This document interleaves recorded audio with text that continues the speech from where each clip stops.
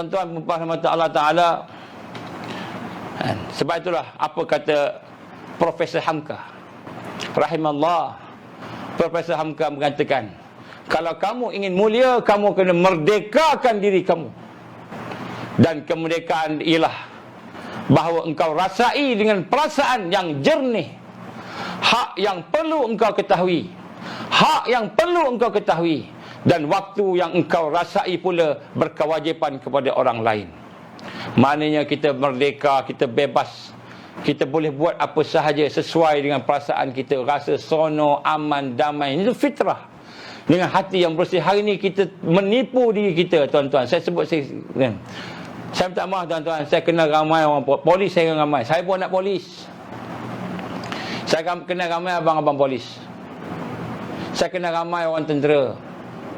Bila saya tanya mereka, saya juga ramai frontliner, kenal ramai frontliner. Bila tanya dengan mereka, apa khabar sebagainya, abang apa khabar, macam mana sekarang kehidupan, mereka mengeluh. Tapi tak berani cakap dengan bos. Tak berani cakap, takut. Kenapa takut? Kawan-kawan dah ambil suntikan, tiba-tiba sakit, tiba-tiba dia meninggal dunia, mereka pula wajib. Dia kata kami takut, tapi kami sami'na wa ata'na, kami laksanakan tanggungjawab. Saya tak salah, kita tak salahkan kepada abang polis kita tak salahkan abang tentera kita, nurse kita, doktor kita.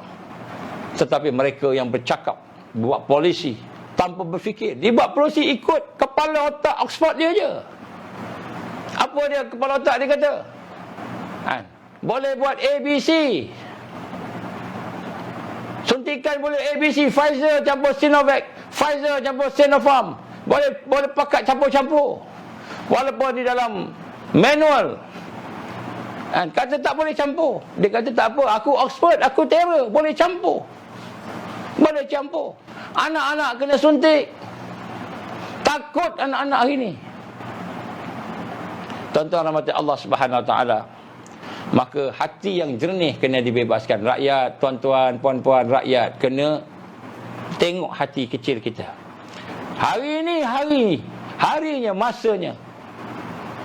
Dan kita harap orang Melaka dapat membantu menterjemahkan perasaan isi hati, kesakitan, kesusahan, ketakutan rakyat seluruh Malaysia. Bebaskan Malaysia daripada ketakutan ini. Bebaskan Malaysia daripada ancaman-ancaman yang nampak macam bagus dan baik, tetapi rupa-rupanya penuh dengan kesakitan, penuh dengan bisa-bisa yang membunuh. Apa kata Syed Muhammad Naqib Al-Atas? Apa kata dia? Menurut beliau, bebas itu merujuk kepada ikhtiar.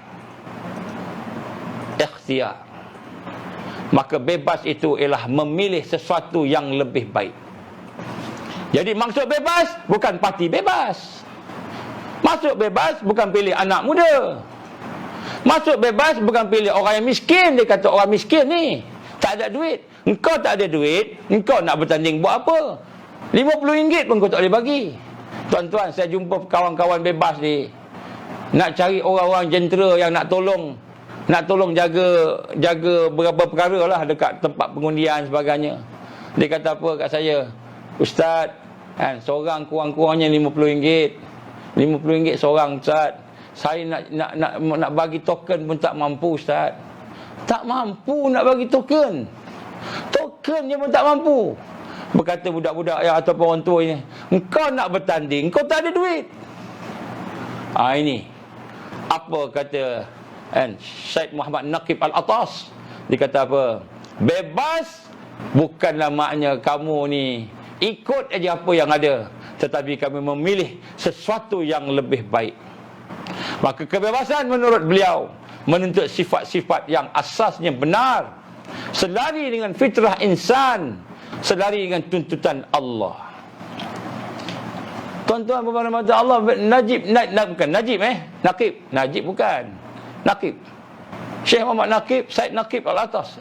Bebas ni maknanya kita memilih sesuatu yang lebih baik. Hari ni saya tengok satu viral, beberapa viral, banyak viral lah, orang hantar kat saya lah. Tuan-tuan, saya tak ada bertanding mana-mana tuan, dan saya takkan bertanding. Tuan-tuan jangan suruh saya jadi bertanding. Jangan, saya takkan bertanding. Ada yang suruh saya bertanding. Dia kata keluarga banyak kat Melaka tu boleh bertanding. Tak, saya tak mau bertanding pun. Tuan-tuan dah sebut sini. Saya tengok keadaan orang bisnes ni, tak ada duit. Sebab apa tak ada duit? Rakyat nak beli pun tak ada duit. Dia datang ke kedai-kedai hulu RM50. RM50. Orang yang jual bukan nak beli nasi lemak ke air ke apa. Tak, ni pemimpin ni nak bertanding ni. Parti-parti yang kaya-kaya ni. Dia pergi ke Melaka, bawa jentera dia, bawa kereta dia, dia tampal dia punya bendera merata-rata dengan duit yang banyak. Dia pergi ke kedai-kedai, pergi ke kampung-kampung, pergi ke restoran-restoran, beli undi. Apa dia kata? Ni Pak, RM50 dia bagi pun. Orang ambil video ni, RM50 dia bagi. Tak apa, saya tak pergi tanah air, saya nak bagi RM50. Tuan-tuan mata Allah. Dia paksa kita dengan RM50. Dia paksa kita dengan RM50. Kemudian tak cukup setakat itu. Ada yang datang tawar bantuan, tawar pertolongan. Inilah masa pilihan raya ni baru muka dia nampak. Sedangkan sebelumnya dia dah pegang kerajaan. Masa dia pegang kerajaan, pegang projek juta-juta, pegang projek bilion-bilion. Di mana dia? Pernah ke dia bagi RM50 tu pada penjaja-penjaja yang tepi jalan tadi? Pernah ke? Masa jadi menteri, masa jadi KM, ketua menteri, pernah ke dia tolong tengok bawah? Mungkin ada lah kot agaknya. Saya rasa ada lah. Tapi yang disebat, yang disapu juta. Dia bagi RM50, dia nak dapat 50 juta. Saya tengok pada kawan-kawan kita bebas, tak ada duit. Duduk ramai-ramai kumpul. Macam mana Ustaz? Saya kata saya bukan parti politik, saya tak tahu. Tapi kita doa lah. Orang yang nak buat baik ni doa lah. Maka saya cakap pada orang Melaka pada hari ini, wahai penduduk Melaka, rakyat Melaka, cerdiklah. Jangan jatuhkan air muka kita. Jangan jatuhkan maruah merdeka kita. Tok nenek kita berjuang. Kalau di Melaka ada hang tua dulu, berjuang sampai darah mereka mengalir di atas tanah air ini. Berjuang sampai mati mempertahankan kemerdekaan daripada serangan Portugis sebagai tiba-tiba kita benarkan diri kita dijajah dengan RM50, RM100, tak kiralah berapa ringgit. Jangan biarkan diri kita ni menjatuhkan maruah kita sebagai orang yang duduk di bumi yang bertuah, di negara yang merdeka ini. Pemimpin beli kita dengan RM50. Pemimpin beli kita dengan barang-barang, dengan ucapan-ucapan yang manis. Kita ubah hari ini, jom bebas. Jom bebaskan diri kita daripada segala belenggu-belenggu penjajah ini. Habis Ustaz, kalau orang bagi duit macam mana? Ambil lah, tak apa, dia bagi, ambil. Dia bagi, ambil. Kalau kita rasa tak sedap nak makan duit tu, sedekah pula kat orang lain yang lebih memerlukan. Ambil lah, tak apa.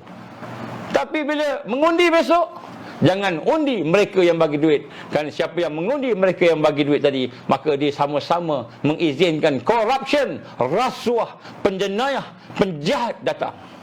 Kalau kamu, tuan-tuan, perempuan, mengizinkan orang yang dah lompat-lompat ni, yang menyebabkan kerajaan jatuh ni, menang sekali lagi, maka banyak kita orang yang tidak boleh berfikir. Sebelum ni dia dah menang dah jadi kerajaan dah. Tapi dia runtuhkan kerajaan. Sekarang dia nak menghabiskan duit rakyat untuk buat pilihan raya. Kita kena pilih dia lagi sekali. Buat apa? Buat apa? Ini kita kena faham hakikat yang berada pada hari ini. Sebab tu kita menyeru supaya jom bebas. Jom bebaslah. Kita bawa manusia keluar daripada itu. Kenapa pilih bebas? Kenapa pilih bebas? Ada banyak 1001 sebab kenapa pilih bebas. Saya bukan nak kempen yang bebas mana-mana tuan-tuan. Nak sebutkan ni, kenapa pilih bebas? Kenapa tak nak kepada orang-orang yang ada parti politik sekarang ni? Mereka datang bersama baju merahnya, birunya, baju putihnya, bersama dengan keretanya, bersama dengan kemewahan-kemewahan, bersama dengan kemewahan-kemewahan. bersama dengan handphone yang mahal, bersama dengan pakaian yang mahal. Mereka datang kepada rakyat, muka senyum tapi hati pahit. Hati pahit. Muka senyum, hati pahit. Kenapa hati pahit? Kerana dia tak mau jumpa dengan orang kampung. Tetapi kerana nak ambil undi, datang semua. Datang.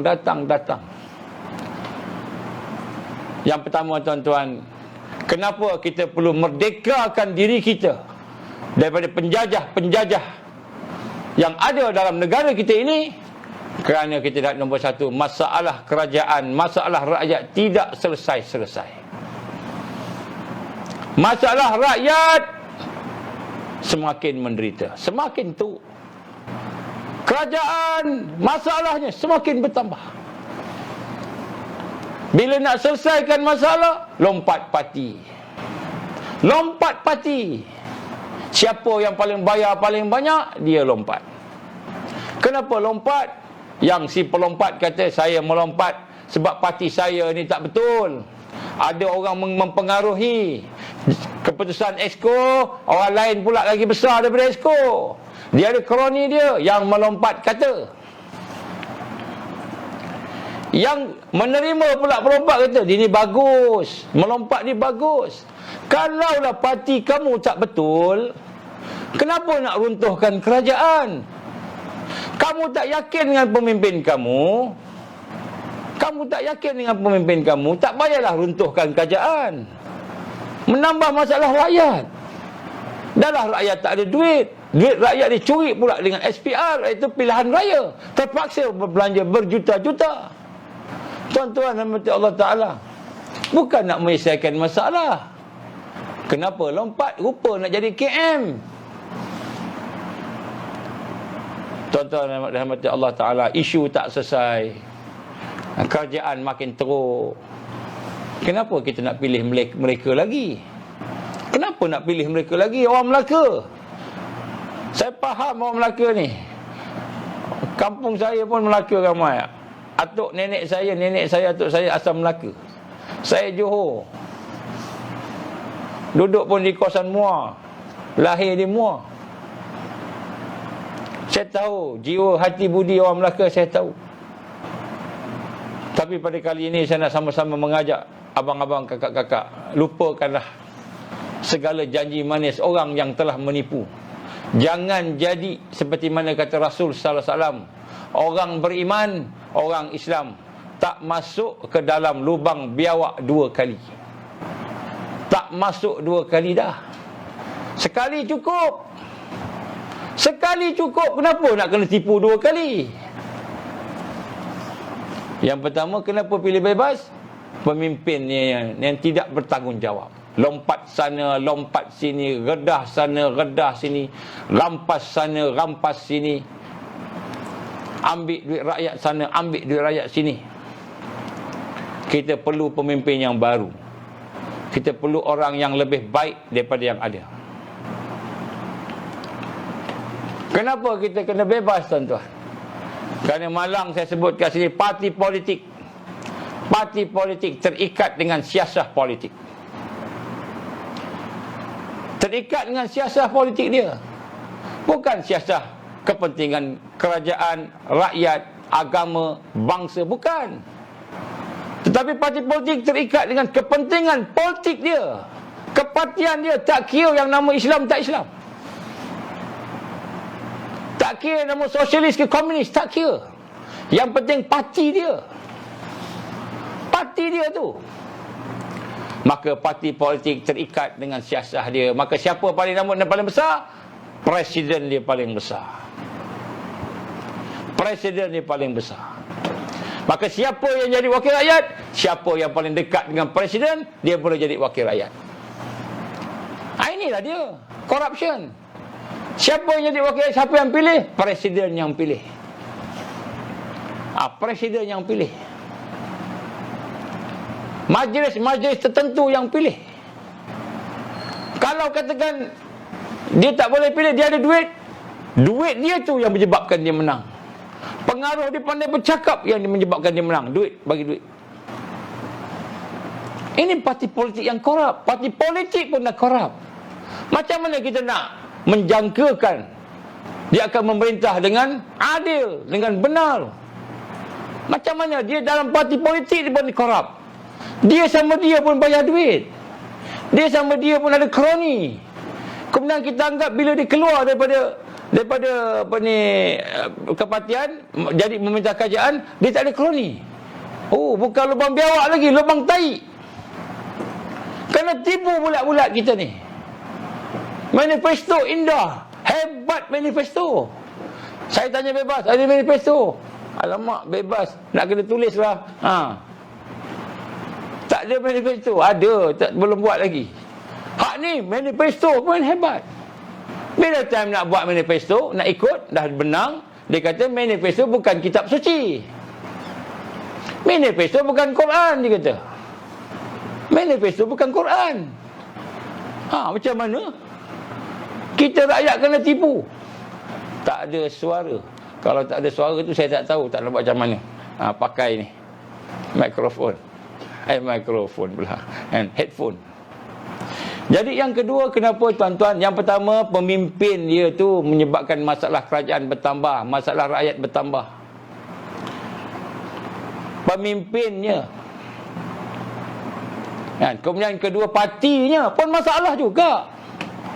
Parti pun masalah juga. Kenapa parti masalah?